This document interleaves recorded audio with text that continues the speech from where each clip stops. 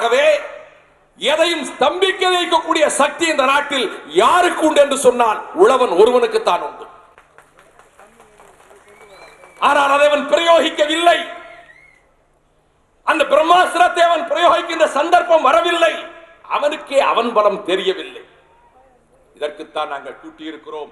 அவனை உன் பலம் இதுதான் என்று அவனுக்கு எடுத்து சொல்லி அவனை கொண்டு போய் களத்திலே நிறுத்திவிட்டு வேடிக்கை பார்க்கல்ல, விளம்பரம் தேடவல்ல, அவனை தயார்படுத்திவிட்டு அவனுக்கு முதலாளாக சென்று வருகிற ஆபத்துக்களை நாங்கள் தாங்கிக் கொள்கிறோம், உன்னோடு சேர்ந்து வருகிறோம் என்று சொல்வதற்காக இந்த மாநாட்டை நாங்கள் இங்கே கூட்டி இருக்கின்றோம். அன்புக்குரியவர்களே, இதை பேசும் தகுதி மறுமலர்ச்சி திமுகவுக்கு உண்டு.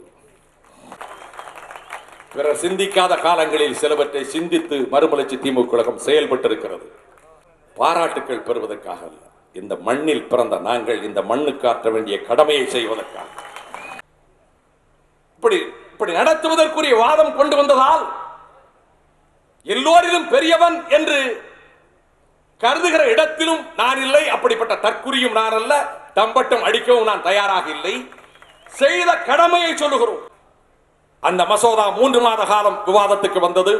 நாடு சுதந்திரம் அடைந்ததற்கு பிறகு, அரசியல் நிர்ணய சபை சட்டத்தை அரங்கேற்றியதற்கு பிறகு முதலாக நதிகள் இணைப்பை பற்றி ஒரு விவாதத்தை நடத்தியதென்றால் மறுமலர்ச்சி திமுக தாக்கல் செய்த மசோதாவின் மீது அந்த விவாதத்தை நடத்தியது.